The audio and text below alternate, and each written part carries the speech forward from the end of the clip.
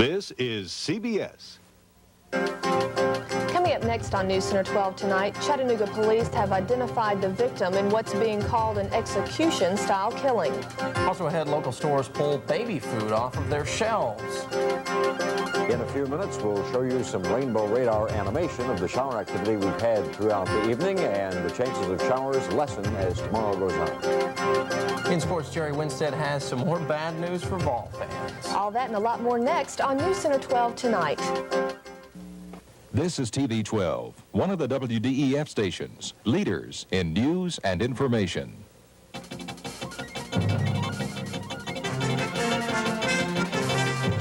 From Chattanooga's first television station, this is the weekend edition of News Center 12 Tonight with Linda Edwards and forecaster Pete Porter in the weather.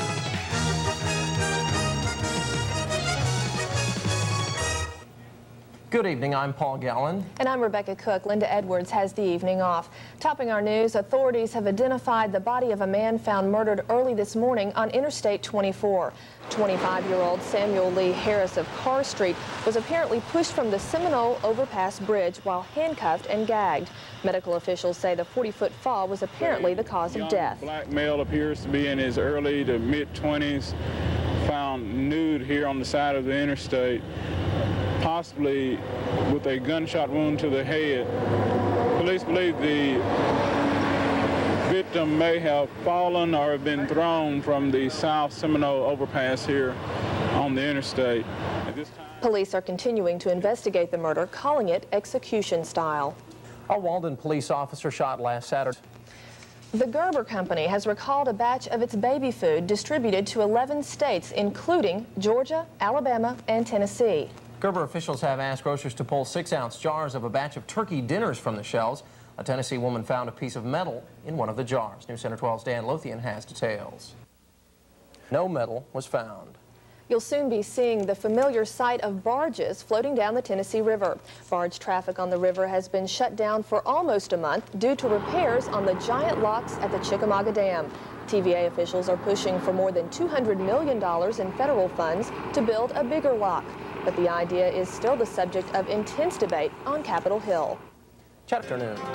But when we come back in North Carolina, they're gearing up for the first of 2 presidential debates. And in Florida, they're preparing for the long-awaited launch of the Space Shuttle Discovery. Those stories and more in just a minute on TV 12. Despite the controversy over the safety of the shuttle Discovery, preparations continue for this Thursday's expected launch. As Susan Cole tells us, visitors from all over the country are already flocking to Cape Canaveral to see the shuttle Discovery for themselves. You can use news. And Pete joins us now. Now, Pete, Hurricane Helene's not going to get in the way of the shuttle launch. No, it's way out there. In fact, we'll kind of take a look at it a little bit later on, but it's out over the open waters of the Atlantic and not going to be anywhere too close to land before tomorrow night. All right, Pete, we'll take that. Yeah. Thank you. Nice early fall weather. We appreciate it. Clearing. Thank you, Pete. They're dancing in the streets tonight. Young adult organization. Jerry Winstead is here now, and there are some Mock fans dancing in the streets That's tonight. right, they are. A very big win for the UTC Mocs tonight up in Cookeville. Sad loss today. Prime time fishing for tomorrow. I don't think I've ever seen so much fishing, so much super time in the fishing. I'll tell you what, starts tonight at midnight, matter of fact. Can't complain about that. We'll have to get out. Forget sleep. Okay. That's right. Thanks, Jerry. Thanks, Jerry. Just ahead, Pete Porter has a look at the extended forecast. And we travel to San Diego to introduce the world's smallest killer whale in captivity. Stay with us.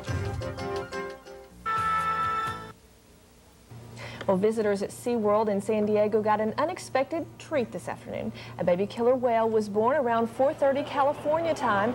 Baby Shamu, born to proud parents Candu and Orky. Shamu is the 3rd killer whale to be born at SeaWorld since it opened 25 years ago. And of course, mother and baby both doing well. Good news from SeaWorld. And Pete's here with a final look at the weather. And probably some good news because the rain's going to be moving on out of here as tomorrow goes on. And if we can take a look right now very quickly at our TV 12 live rainbow radar, we'll say in daytime highs in the 80s. All right, thanks. Sounds good, Pete. Well, finally tonight, the movie Dead Ringer is a chilling horror flick about twin doctors in love with the same woman. Our movie critic Dennis Cunningham has only one review of the movie, and it's a good one. Now, if you actually saw Cunningham for CBS News. So according to Dennis, a good one to go out and catch this weekend. Yes. Well, that's all the time we have. That's our report. Thanks for joining us. The movie The Ambassador is next on the TV 12 US 101 Late Movie. Stay tuned for that, and we'll see you tomorrow night. Good night.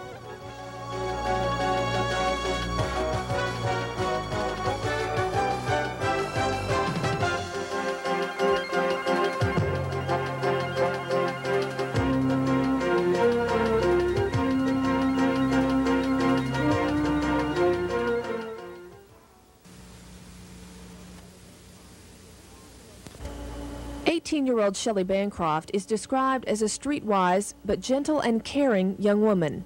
She was bright, intelligent, affectionate. I believe to my dying day that this girl has never and would have never done any act out of malice towards anyone. According to her father, Shelley had a rebellious streak and had become involved with drugs the year before her death. Some say she turned to prostitution to supply her habit. She was arrested in 1984 by Chattanooga police for solicitation. Authorities say she often worked this corner of Main Street, and the night of her death, she was last seen here getting into a blue van. Shelley Bancroft's body was found here near Reflection Riding by two people who were out for an early morning walk on October 17, 1985. She was brutally beaten and stabbed. Police believe she was murdered at another location and her body was brought here. At the time of her death, Shelley was 6 months pregnant with twins. The official autopsy showed she died of multiple stab wounds, but little blood was found at the scene, supporting the police department's belief that the young woman was attacked elsewhere. The night of her murder, there was a heavy rain in the city, which washed most of the evidence away. And it seems that the murderers or accomplices got every conceivable break because after the body was dumped over the side of a road, there was a heavy rain. And so any physical evidence that might have been there, such as footprints, tire marks, or anything of that nature, was lost to the weather conditions. But despite the lack of physical evidence or witnesses, police were optimistic, saying this case would receive as much attention as any other murder. It doesn't matter, frankly, to her, whether she was a prostitute or someone well-known in the community. She was a victim. Let's put it that way. She was a murder victim. That's the way our department's looking at it. She'll be given the same treatment as anyone else. But after 3 years, there has been no arrest in the case, and now her father is making a plea for help. I don't know of anything that I could say that would help except to make it very clear that I am willing to cooperate in any way possible, provide incentives in any way possible to bring the people who did this to justice. Rebecca Cook, News Center 12. It was a time for goodbyes and tears. After spending 6 weeks at Erlanger, Mildred, or Midge as her friends call her, had her bags packed for Knoxville and her hopes high. If I go to rehab, I might can regain my feeling, or maybe even to walk again, or to use my hands, to do more things for myself and be more independent instead of depending on everybody, because right now they kind of bothers me depending on everybody, to feed me and come do this and come do that. I get frustrated, but I feel like myself since I can't move, but I get mad sometimes and I be happy and I get depressed. It's the same thing. Midge hopes to regain some of her independence at the Patricia Neal Rehabilitation Center in Knoxville. She's excited about the possibilities ahead of her, but can't help feeling nervous and frightened about leaving her friends and family behind. Once she's in Knoxville, Mildred will begin rehabilitation. Then after about 3 months, her doctors will determine whether or not she can come home. In the meantime, Midge has her work cut out for her, with the intense physical therapy and training needed to help her improve. But she's ready and happy to be starting that journey toward recovery. Rebecca Cook, News Center 12.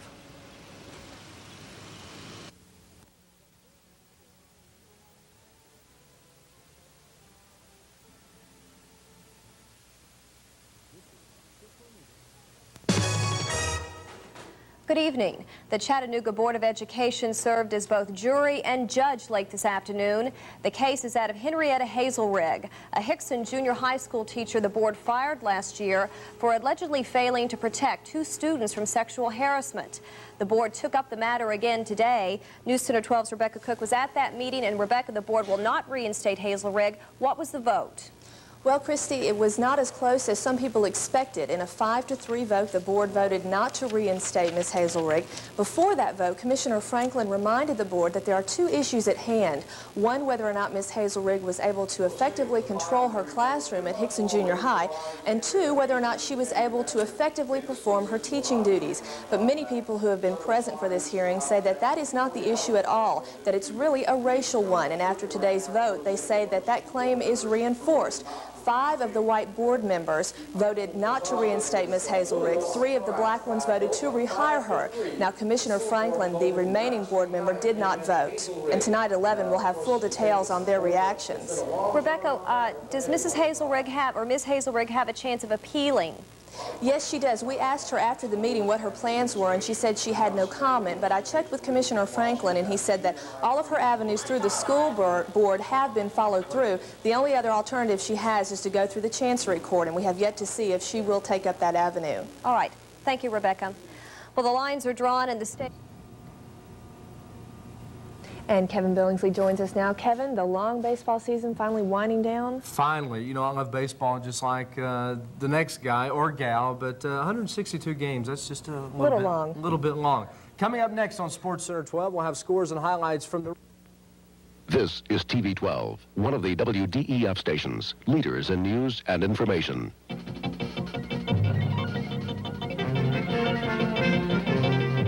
From Chattanooga's first television station, this is News Center 12 at noon with Rebecca Cook and Luther and his community calendar, plus special guests. Good afternoon, and thanks for joining us. Topping our news, they're at the polls today in Illinois. They call it the State's Beauty Contest, this presidential primary that decides nearly 200 convention delegates.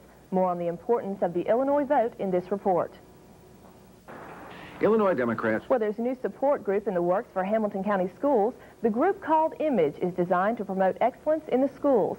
Standing by live at the Hamilton County School Board is News Center 12 reporter Sarah Harlow, who has more on the project. Sarah? Well, Rebecca, the Hamilton County School Board just decided on this new program called Kids Can Get Out and Talk About the Good Things in Hamilton County Schools.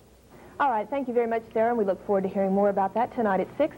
That's Sarah Harlow reporting live from the Hamilton County School Board. And Dr. John joins us now. Hello. Always good to hear good news coming from school systems. It is. What an accomplishment. That's great, isn't Congratulations. Isn't that wonderful? Neat story. I heard some dogs barking. Is that an omen of something to come in a few moments? Nah. Those were my kids. Your kids? You have something special coming up for us, though, don't you? Certainly. You know, it's nice to see people graduating from high school. That's a humane thing to do. Right. GEDs, getting them together, mother and daughter. And there are other humane causes we can advocate. No pun intended, right? No pun intended. And the Red Bank Animal Shelter is doing some good work these days, helping some puppies and some kittens out, and we're going to be talking to some people and some of the residents of the Red Bank Animal Shelter. All right, looking forward to it. Live in a dorm out there, you know, staying on campus and everything. So. All right, a special treat coming up, so don't go away.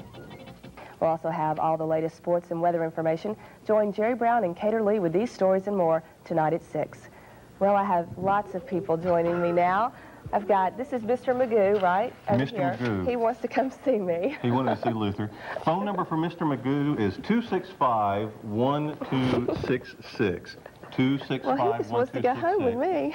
Rotor, by the way, has already been adopted. So if you want a dog, call the Red Bank Animal Shelter quickly. We had about 4 or 5 calls right after we did our segment. Well, he's a sweet little dog. Good doggy. Give me a kiss. Just naturally attracted. Now, Mr. Magoo, if you get lost, this is the man who will find you. I'm the guy to find you. You just have your master call me. Whoever takes you, I'll try to find you on the air, okay? What a nice guy. Yeah. That's our report for now.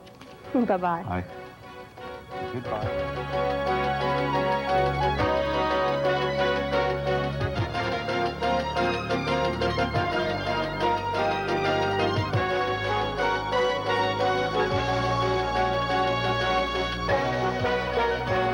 This is CBS. Coming up next on the noon edition of News Center 12, area brush fires continue to destroy hundreds of acres of Tennessee land. I'm Paul Gowan, standing by live on Etna Mountain. Firefighters got a break today from Mother Nature. We'll have details next. And we'll have more on the fundraising efforts for Chattanooga's own Ronald McDonald House. Dr. John Bockham will have his special interview segment, and Luther will be along with his community calendar. It's all coming up next on News Center 12 at noon.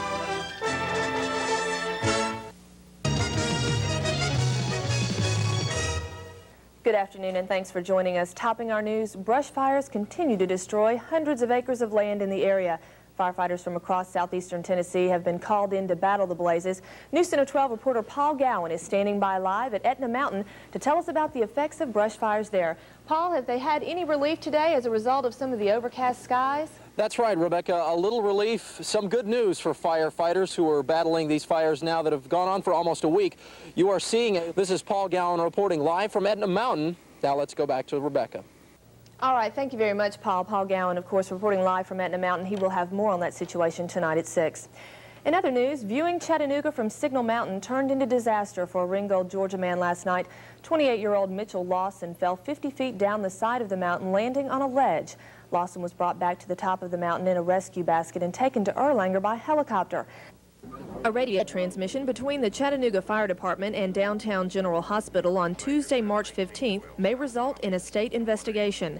A man was found unconscious by Chattanooga police downtown early that evening. An ambulance was dispatched by the Chattanooga Fire Department.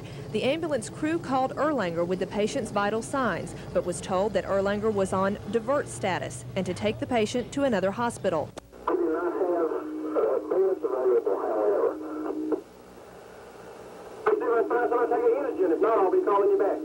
So the ambulance driver radioed Downtown General Hospital, but they refused to take the patient.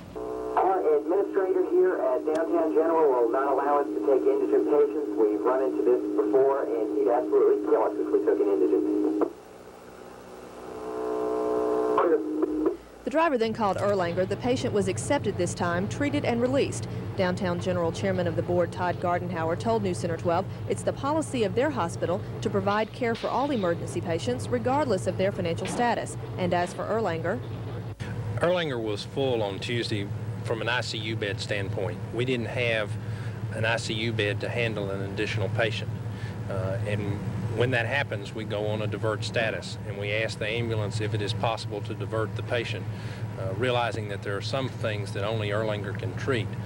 We don't try to screen the patients on ability to pay at the point we go on, or ever, but certainly not on a divert status. Chattanooga Fire Chief Jerry Evans says this is the first time he can recall a patient allegedly being refused for indigent status. I state that it does put us in a sort of a bad situation when a patient is refused like this incident did happen. As I stated earlier, this is the first time, to my knowledge, that we've ever had this to happen. I spoke to the chairman of the board and the administrator of Downtown General. Both declined to comment on camera, said they'd make public statements once they completed their internal investigation. Rebecca Cook, News Center 12. Well, a man indicted yesterday in connection with the strangulation death of 2 women has now been linked to several other crimes. Police have charged Kevin Richards with 2 counts of murder as well as 3 counts of aggravated rape. Today I spoke with 2 of the rape victims about the attacks. A Hamilton County grand jury indicted 26-year-old Kevin Richards and charged him with murder in connection with the October 26, 1987 death of 34-year-old Betty Evans, as well as the March 22, 1988 death of 24-year-old Bridget Ross. Richards has also been charged with 3 counts of aggravated rape. One of the rapes allegedly happened this past Saturday.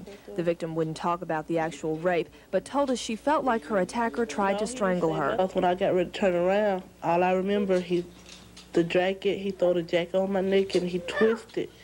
And I guess I fell out, you know. I guess he thought I was dead.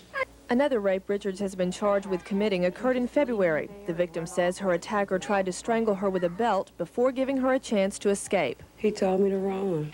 And if I didn't, he was going to kill me. Both of these victims identified Kevin Richards as their attacker in a police lineup. Richards will be in court next week to face all 3 rape charges. He awaits arraignment on the murder charges. As far as whether or not he will be linked to several other similar murders, Attorney General Gary Gerbitz told News Center 12 today that they have no evidence linking him to those homicides. We also learned today that Richards was convicted in 1982 of raping a Chattanooga elementary school teacher. He served 3 years of a 5-year sentence on that charge at Silverdale. Meteorologist David Neal and his Rainbow Radar. And the sports with Kevin Billingsley. Good evening, I'm Rebecca Cook. Christy Murphy has the night off. 45-year-old Billy Ray Corbett was convicted of murder last summer. Corbett was supposed to be in a Jackson County, Alabama court today for a sentencing hearing, but he never showed up. News Center 12's Paul Gowan is just back from Alabama, and Joint is being held in the Floyd County Jail. In other news tonight, 2 Lookout Mountain men already accused of forging a millionaire widow's will have now been charged with murdering her. Richard G. Eberling and Oscar B. Henderson have been indicted by an Ohio grand jury in the November 1983 slaying of 92-year-old Ethel Mae Durkin.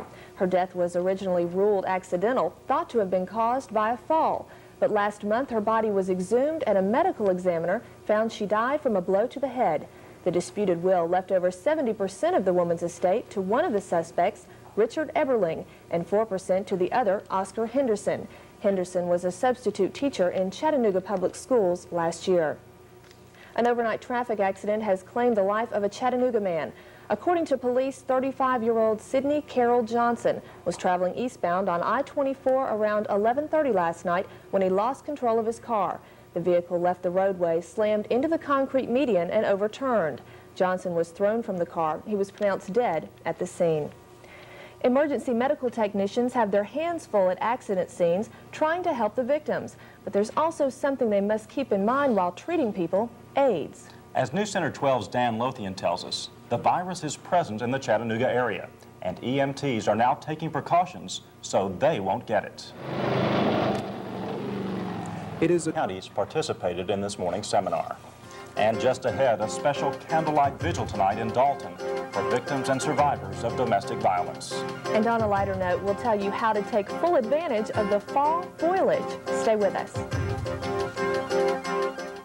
4-278-5586. Bill money is still coming in to help a young Chattanooga woman who was paralyzed by gunfire a few months ago.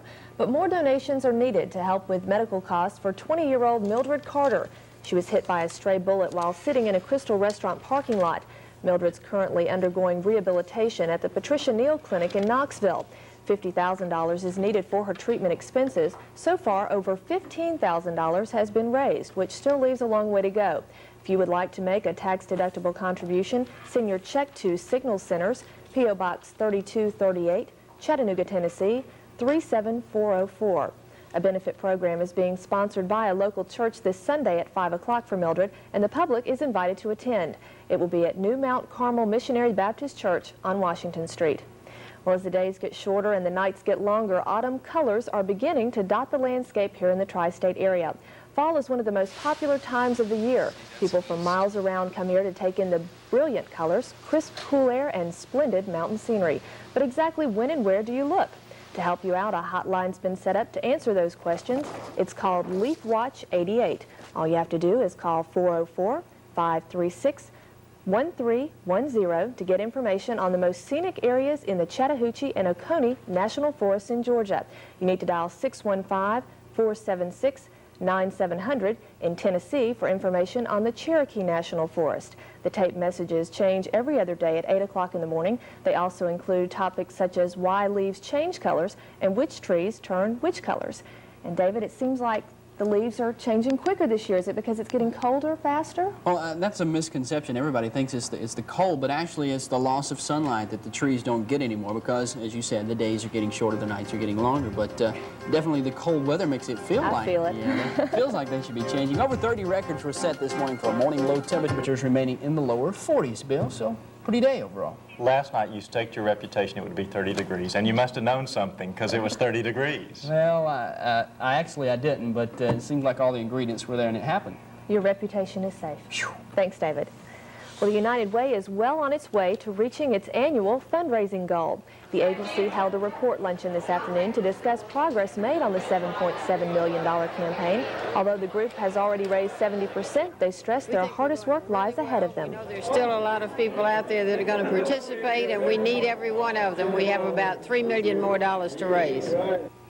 The United Way has 2 weeks left to raise that remaining $3 million. Well, the local committee on employment of handicapped persons named its Handicapped Employee of the Year today. She is Berna Crosby. A peer VA was honored as Employer of the Year. Well, it's Friday night, and you know what that means. High school football and lots of it. Kevin Billingsley is standing by live now at Kirkman High School with a preview of tonight's action and the game of the week. Kevin? You know, it's hard to believe that for Georgia scores in a high streak and will beat Alabama. Sorry for the Tide fans. A definite opinion. And still ahead on this Friday night, a man with a message. Or several messages, we might say. We'll introduce you to him right after this. Road Chattanooga. If you drive down Amnicola Highway on a regular basis, you've probably noticed an inspiring message on the side of the road near the Pillsbury plant. But you've probably been wondering who's responsible for those words of wisdom. We caught up with a local man who makes it his business to inspire passing motorists. Tim Lewis has worked at Pillsbury for 3 years. Middle 70s, which is more normal, lows in the mid 40s. Love that cold weather. Thanks, David. Thank you, David. And coming up tonight at 11.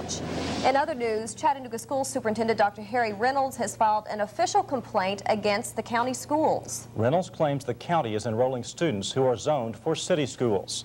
News Center 12's Rebecca Cook joins us live from a city school board meeting with details. And Rebecca, the city and county apparently haven't been able to work this out among themselves. Why has it come down to taking legal action? Well, Bill, according to Dr. Reynolds, the county has been uncooperative. He says that the city lost more than 2,000 students last year. He believes these students are now enrolled in either private schools or county schools. So he asked the county to release their enrollment figures, hoping that that would help him detect city zone students who are enrolled in county schools. I spoke with him a little earlier today to ask him why he's decided to take this action. The county schools have not shared with us information on a timely basis, nor has there been, as was indicated in the article, what we believe to be a cooperative effort to deal with the issues. The issues have been raised repeatedly. So now Dr. Reynolds has filed an official letter of complaint with the Office of Civil Rights, hoping that they will be able to help him obtain those enrollment figures. The reason these enrollment figures are so important is that